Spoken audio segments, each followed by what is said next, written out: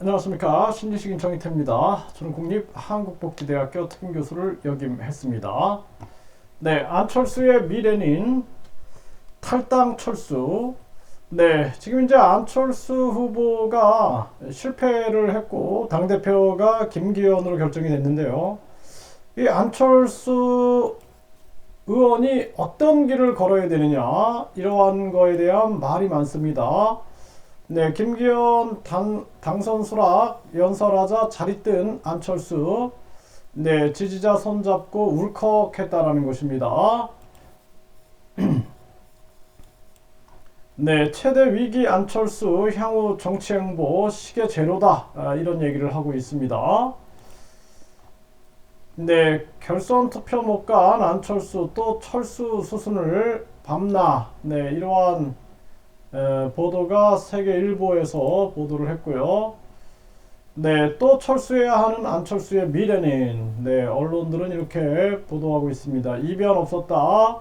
윤심에 밀린 안철수 다시 위기의 계절이다. 이렇게 얘기를 하고 있고요. 장성철은 안철수 탈당 안 한다 하면 압수수색이다. 네, 이런 얘기까지 나오고 있습니다. 자, 이 과거에 2022년 1월 11일 기사를 보면은 안철수 제왕적 대통령제 분권형 대통령제로 바꿔야, 이런 얘기를 했습니다. 그래서 안철수의 미래가 이 분권형 대통령제 개헌 쪽으로 갈 거다, 저는 그렇게 보고 있습니다. 윤석열 대통령에 대한 탄핵이라는 측면들은 이제 국민들이 좀 트라우마가 있어요. 박근혜 탄핵, 노무현 탄핵에 대한.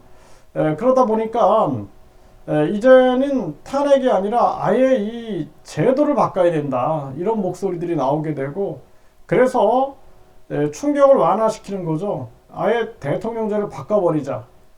대통령제를 폐지해버리고 내각제로 가고자 하는데, 내각제는 국민들의 반발이 심하니까 중간 단계에서 분권형 대통령제로 가자, 이거죠. 네, 그래서 지금 이 분권형 대통령제 세력들이 강하게 움직이고 있는 거고, 결국에는 이제 이재명 체제와 윤석열 체제가 계속 강하게 부딪히면서 결국에는 이재명이 무너지고 그 다음에는 윤석열 체제가 무너질 것이다, 저는 그렇게 예견을 하고 있습니다. 네, 그동안 계속해서 이재명, 윤석열의 대립으로 인해서 양쪽이 계속 유지가 되어 왔는데, 이제 이재명의 몰락이 가까워지면서 결국에는 윤석열 체제도 기울어지게 된다, 저는 그렇게 보고 있고요. 그래서 이재명은 검찰이 잡고 윤석열 이 대통령 같은 경우에는 결국에는 이 분권형 대통령제로 바뀌어지면서 대통령으로서의 권한이 약해지는 그러한 상황으로 갈 거다.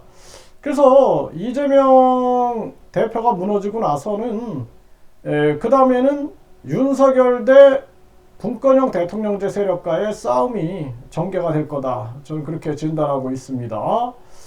네, 그때 이제 안철수 후보가 이 분권형 대통령제 세력과 합세할 것이다, 저는 그렇게 진단하고 있습니다. 네, 안철수 개헌으로 분권형 대통령제 국회 다당제도가 필요하다. 이거 2022년 2월 25일 기사입니다. 1년도 안 됐죠. 1년 좀 넘었죠. 안철수 후보, 이 안철수 의원 마음속에는 이게 있는 거예요. 개헌으로 분권형 대통령제. 이쪽으로 간다.